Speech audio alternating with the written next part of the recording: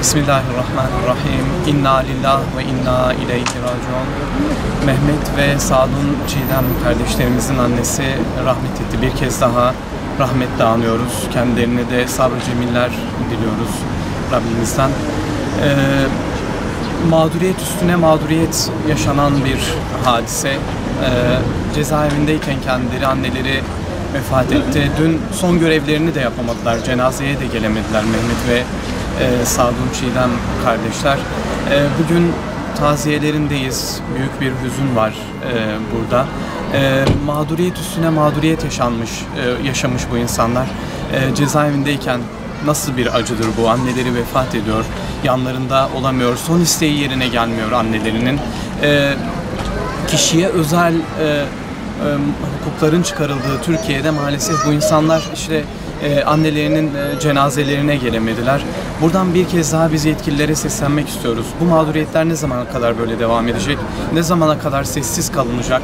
25-30 yıl neyin cezasıdır? Bu insanlar niye bunca yıldır cezaevlerindeler ve kimse bunları görmüyor, görmek istemiyor? Şu anda bir af meselesi gündemde ama yine maalesef bakıyoruz ki adalet beklentisi yine öteleniyor. Bu insanlar yine gündemde değil, yine gündeme alınmak istenmiyorlar, dışlanıyorlar, yine dışarıda tutuluyorlar. Ama maalesef bakıyoruz anneler çocuklarından ayrı bir şekilde ebediyete irtihal ediyorlar. Büyük bir acı gerçekten. Kelimelerle ifade edilecek gibi değil.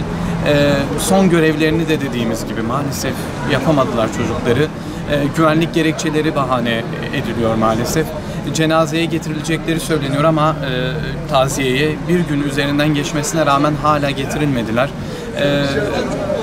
Böyle bir süreç yaşıyoruz ve tekrar bizler Mehmet ve Sadun Çiğdem kardeşlerimize Allah'tan sabır vermesini diliyoruz. Merhum annemize de rahmet diliyoruz. Sıfa annesi daha Allah'ın rahmetine kavuştu. Bu bizim için büyük bir acı. Çünkü yol arkadaşımızdı. Biz birlikte görüşe gider gelirdik. Hakikaten bu bizi çok üzdü. Ki 1-2 hafta önce yoğun bakımdaydı. Evlatları gelip son bir defa o hayattayken görsünler diye başvuruldu. Ama maalesef bu dahi kabul edilmedi. Evlatları son bir defa anne ve annelerini görmeden, annelerine hasret bir şekilde bu dünyadan anneleri göçüp gitti. Hani bu bilmiyorum, üzdü bizi, çok üzdü. Birlikte görüşe giderdik, gelirdik. Anne gözü açıp gitti herhalde. O evlatların 2 oğlu cezaevinde. Bunların durumunu ben hayal bile edemiyorum. Çok zor olsa gerek. Umarım bu adaletsizlikten bir an önce dönülür. Bugün Yusufilerin, annelerin taziyesine gelmesi bekleniyordu. Ama maalesef annelerinin taziyesini bugün getirmediler. Umuyorum, diliyorum yarına inşallah annelerinin taziyelerine getirirler onları. Çifte standart uygulanmaz inşallah. Daha önce yine Siverek cezaevinde Hayrettin Demir diye bir tutuklu var. Bir Yusufi var. Onun annesi de vefat etti. Güvenliği gerekçe göstererek onu da getirmediler. Annesinin taziyesine katılamadı. Umarım bu giderilir artık. Bu mazeretler giderilir artık. Umarım annelerinin taziyesine gelirler. Bunu bekliyoruz.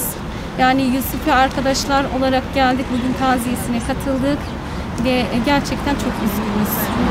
Rabbim sabırlar versin ailesine, geride kalanlara.